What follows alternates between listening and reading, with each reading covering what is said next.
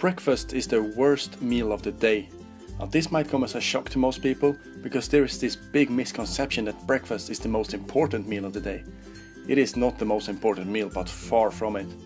If you want to live longer while looking younger, have less body fat and reduce the risk of cancer along with many other diseases, breakfast is the worst meal of the day. Now I will explain what I mean by that, but first... Hey man, are you gonna subscribe to Prime? I'm rolling. I'm a big fan of implementing easy steps to get huge results, and that's exactly what you will get using this approach. It is called intermittent fasting. Research on intermittent fasting started as early as before the Second World War, where they tested it on rats, but it has never really been popularized until very recently. And their research proved that rats increased their lifespan significantly and were less likely to develop cancer. They also found that rats brought up on intermittent fasting grew perfectly and had less body fat than other rats. But why has these impressive discoveries never been endorsed to society earlier? One reason is simply because the media and big corporations doesn't want you to know this. Intermittent fasting doesn't cost a thing, and corporations find it hard to make money from it. If the food industry endorsed intermittent fasting, it might as well run out of business. Researchers began studying the effects of people during the Islamic holy month of Ramadan, where Muslims avoid eating from sunrise till sunset, and once the sun sets they pretty much binge eat. Initially, scientists believed that this shift from eating throughout the day to restricting the window of eating to only a few hours would cause catastrophic health problems.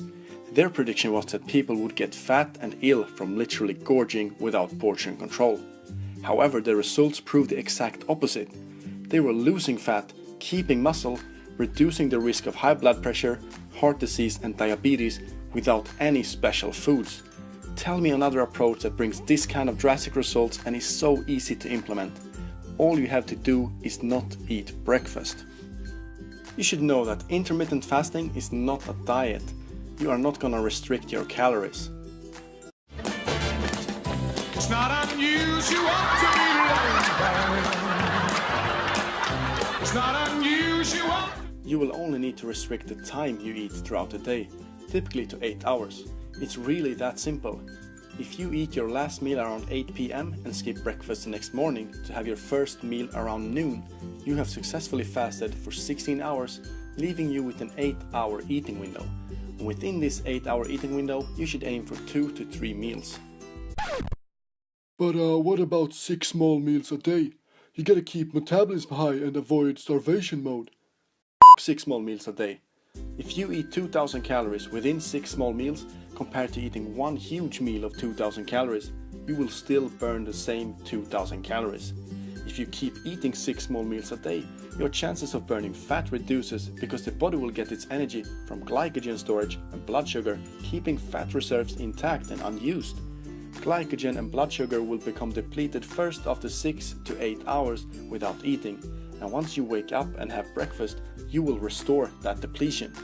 By eating every 2 to 3 hours, you will never allow fat storage to be used as energy, and I've talked more about this subject in another video that you can watch here.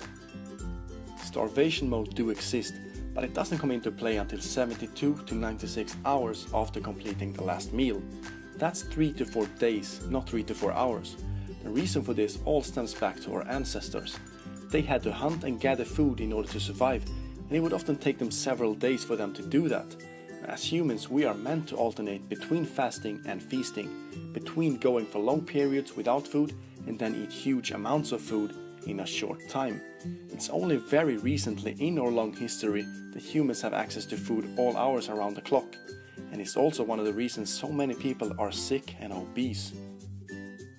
Intermittent fasting also has incredible effects on releasing natural human growth hormone, and Dr. Michael van der Sheldon talks about this on his fantastic YouTube channel, which I will link in the description. Human growth hormone, also known as the fitness hormone, is responsible for a number of health benefits such as fat loss, muscle growth, longevity, anti-aging, healing, cell repair, amongst others. And we have known for a long time that when we sleep, that's when we release most of our growth hormone.